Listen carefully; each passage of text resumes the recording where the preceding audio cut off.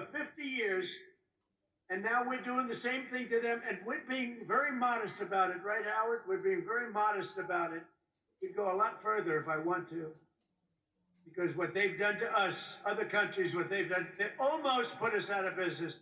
And I'll tell you, if I didn't win this election, and if you had a moron like Kamala or a moron like Sleepy Joe Biden, if you had these people back, our country would have been finished. We wouldn't have had a country. So just yesterday, I was visited by the CEO of the drug company, Novartis, and his name is Baz, first name, great guy. And he came into the White House to see our great chief of staff, who happens to be with us. Where's Susie? Susie's with us someplace. She is great. First female chief of staff and the best chief of staff. Amen. And she wanted to bring him in. It's a big, very big company, all based outside of this country. And she wanted to bring him in, so I said, come on. They said, hello, how are you doing? How's it going? Sir, I'm building 11 plants in the United States. I said, that's a lot. How many do you have? None. But we're moving almost all our business into the United States. And I said, why are you doing that? Tariffs. Tariffs! Can you believe it? It said tariffs. And I got to be before a court. Can you believe it? This is like men playing in women's sports, transgender for everybody.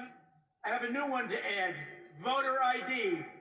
The Democrats don't want to give us voter ID because they want to cheat.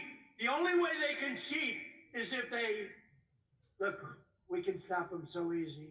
You know what they say? We don't want voter ID because it's racist. Okay? That's a good one. It's racist, no. I'll tell you what, when they look at the polls, 95% of the people want voter ID. Then you have proof of citizenship. So we want voter ID. We want proof of citizenship. For you to vote, let's prove that you're an American. So please, proof of citizenship. They're fighting that. They're fighting that. And then we don't want to have mail-in ballots where they're mailed in from all parts of the place. Mail-in ballots are crooked as hell. We're the only country in the world that use this type of mail-in ballot. The only country in the world. I'll tell you what, Republicans have to win this one. We'll never lose a race. For 50 years, we won't lose a race. We want voter ID. We want proof of citizenship. And we don't want mail-in ballots except for the military far away, except for people that are ill, disabled, or people that are away. Even for a vacation, we'll be generous, okay? Other than that, we don't want mail-in ballots because mail-in ballots say cheat. Without tariffs, what would you do? You know what? Everybody would be bankrupt, everybody. The whole country would be bankrupt. And I have to wait for this decision. I've been waiting forever. Forever. And the language is clear that I have the right to do it as president. I have the right to put tariffs on for national security purposes, countries that have been ripping us off for years. You know what they're doing? Using tariffs. What a country. So sad. So just 1 year ago, under crooked Joe Biden, and he was crooked as hell, our country was dead. Now we have the hottest country. In 1 year, we have the hottest country anywhere in the world, right, Kelly?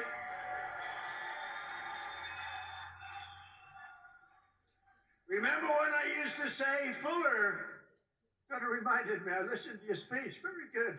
I'm endorsing that man, by the way, very strongly. I actually listened to your speech back there, and you said, you remember when the president used to tell the story about getting tired of winning? You reminded me, I haven't told that story in a long time. You're going to be so tired of winning, you're going to be exhausted, you're going to get tired of winning. Remember I say, your governor or Kelly Loeffler, somebody's going to come up and say, President, please, we're winning too much. We're not used to it. George is not used to it. We can't take it anymore. People are working too hard. They're making too much money. Please. We don't want to win anymore, sir. It's too much. I said, nope. We're going to keep on winning. The people of Georgia want to win. I'm sorry, Kelly. The people of Georgia want to win. Amen. Last week it was announced that the United States added 172,000 jobs in the private sector.